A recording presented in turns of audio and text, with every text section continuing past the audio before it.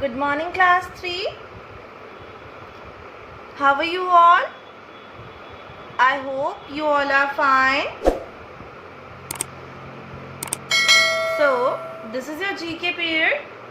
Take out your GK book. This is your GK book. Open your book. Open chapter 6.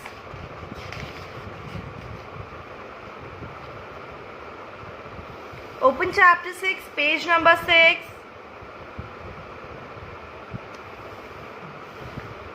So, today we will study about famous sobriquets. So, आज हम क्या पढ़ने वाले हैं? आज हम पढ़ने वाले हैं बहुत ज़्यादा famous sobriquets. What is the meaning of sobriquets?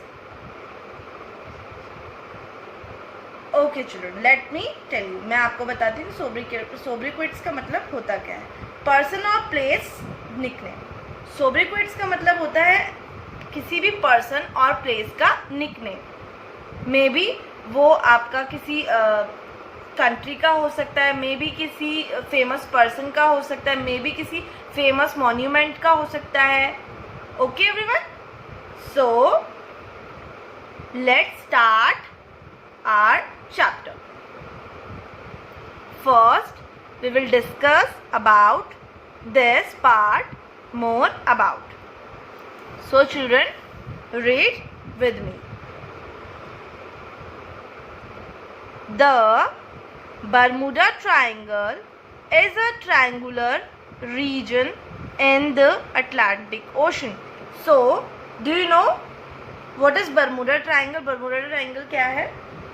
Bermuda triangle एक ट्रायंगुलर रीजन है जो कि कहाँ पर है? अटलांटिक ओशन में है. कहाँ पर है?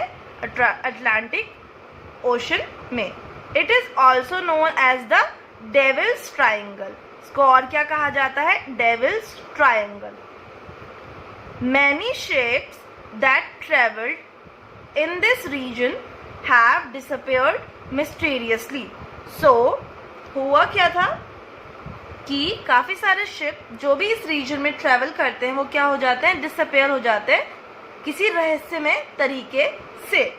Okay, a number of aircrafts that have flown over this region have also disappear. इस बर्मुडा ट्रायंगल के ऊपर से भी अगर कोई एयरक्राफ्ट जाता है तो वो भी डिसअपेयर हो जाता है. सो बर्मुडा ट्रायंगल क्या है? एक डेविल्स ट्रायंगल है. आप उसे डेविल्स ट्रायंगल भी बोल सकते हैं. ओके, जहां पर चीजें डिसअपेयर हो जाती है. इवन अगर कोई शिप डिसअपेयर होता है तो उसके साथ उसके पैसेंजर भी डिसअपेयर हो जाते हैं. Okay everyone, so it's a mystery. So let's start our chapter. Read the question first.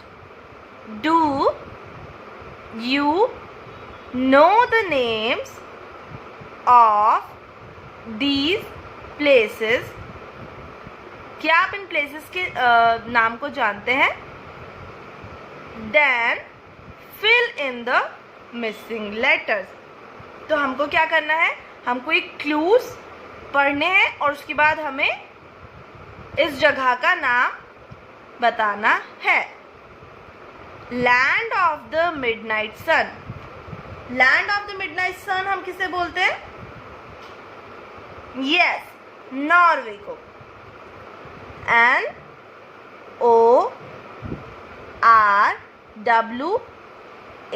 NORWAY, Norway. But हम land of the midnight sun Norway को क्यों बोलते हैं? क्यों उसका निकनेम है नॉर्वे का? Norway is one of the very few locations where sunset merges into sunrise. So, जो नॉर्वे है वो क्या है? एक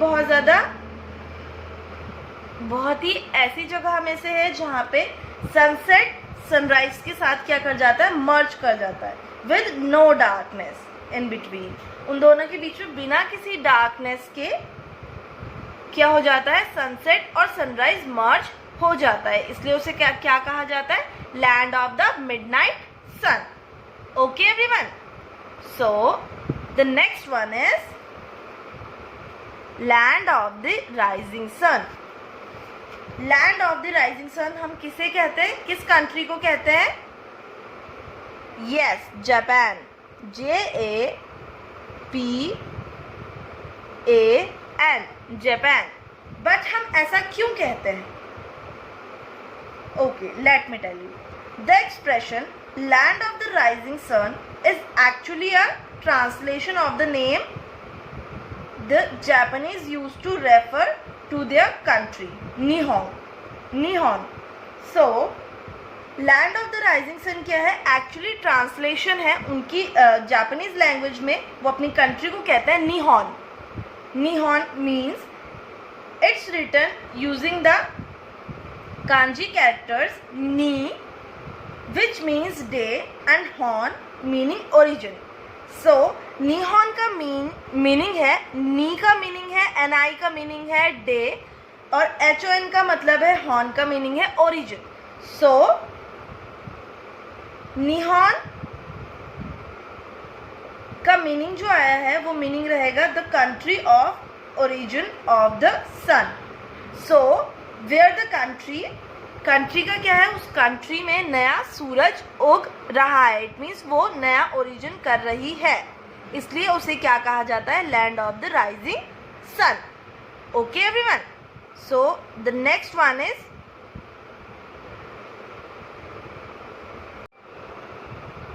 So, the next question is eternal city. So, हम eternal city किसे बोलते हैं? किस कंट्री को हम eternal city बोलते हैं? Yes, Rome, ROME, Rome.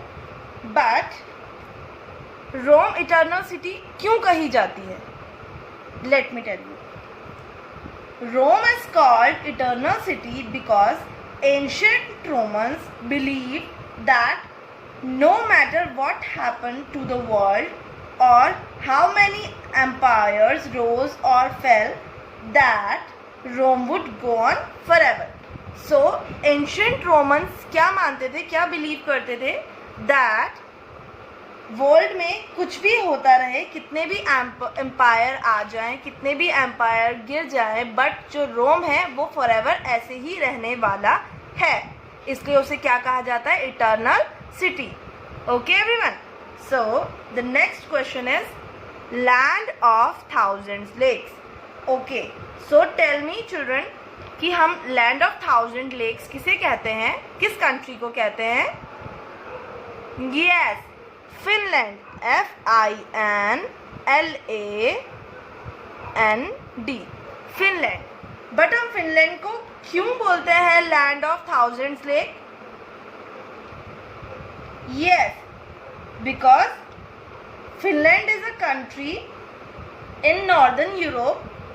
The thousands of lakes in Finland are the reason why the country's nickname is the land of a thousand lakes. So Finland country है northern Europe की जहाँ पे thousands of lakes है.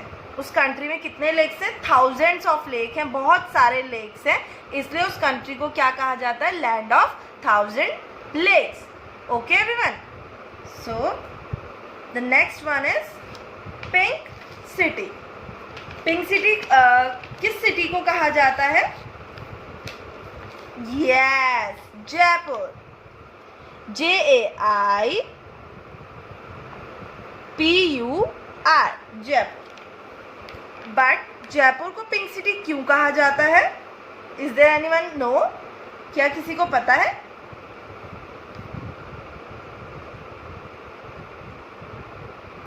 Since 1876, after it was painted pink to welcome Queen Victoria's husband, Prince Albert, gives Jaipur its status as the pink city. So, when city को क्या किया गया था? जब सिटी को पिंक कलर से पेंट कर दिया गया था, बिकॉज ऑफ क्वीन विक्टोरिया के हस्बैंड का वेलकम करना था. सो जो क्वीन विक्टोरिया के हस्बैंड वहाँ पर आए थे तो उन्होंने जयपुर को क्या किया था, एक स्टेटस दिया था।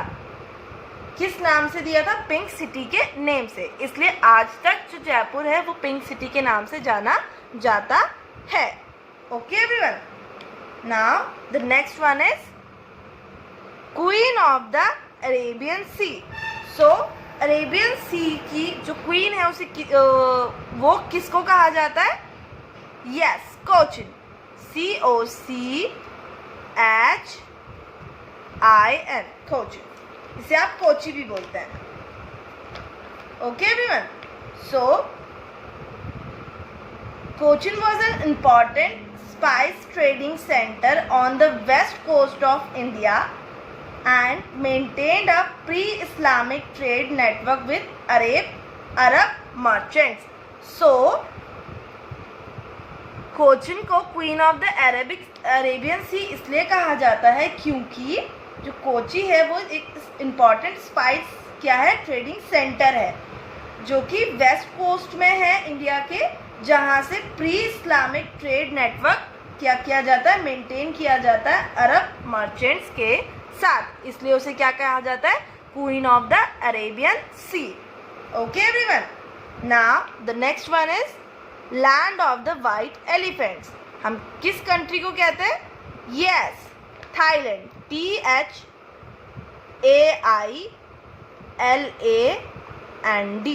थाईलैंड। सो वो क्यों कहा जाता है थाईलैंड को land of the white elephants?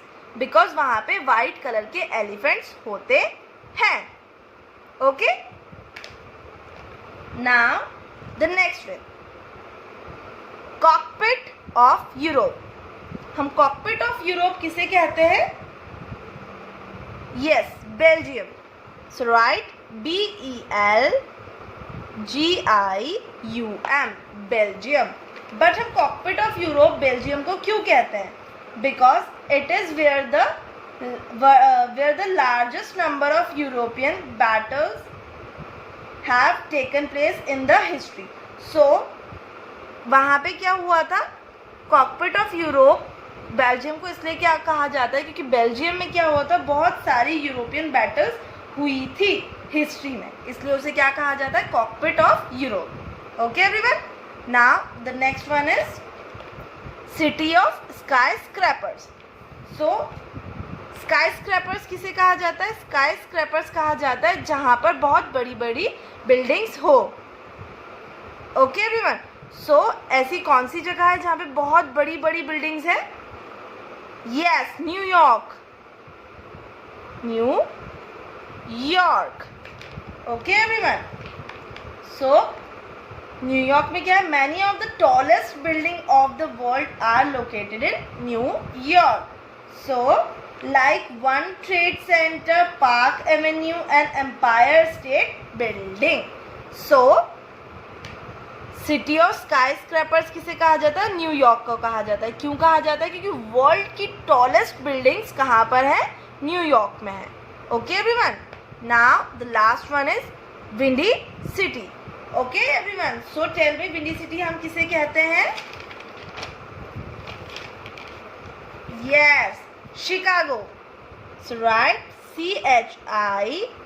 CHICAGO, Chicago. Okay everyone, so हम शिकागो को विंडी सिटी क्यों बोलते हैं?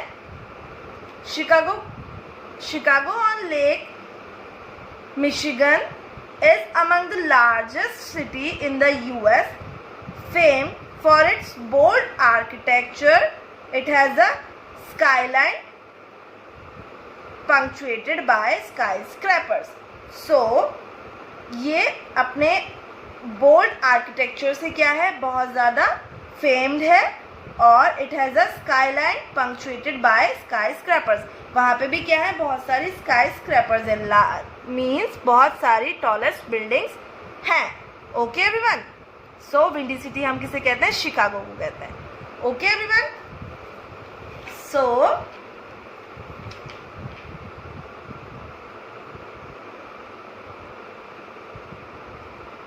so everyone, come to this part. Quick facts. The sun is visible at midnight in Norway. So everyone, midnight में भी Norway में क्या दिखाई देता है? सन दिखाई देता है, बिकॉज सनसेट एंड सनराइज क्या होते हैं? मर्ज होते हैं, इसलिए मिडनाइट में भी आपको क्या दिखाई देता है? सन दिखाई देता है। There are thousands of lake in Finland. Finland में क्या है? थाउजेंड्स ऑफ लेक्स हैं, इसलिए उसे क्या कहा जाता है? Land of thousand lakes. Okay everyone, so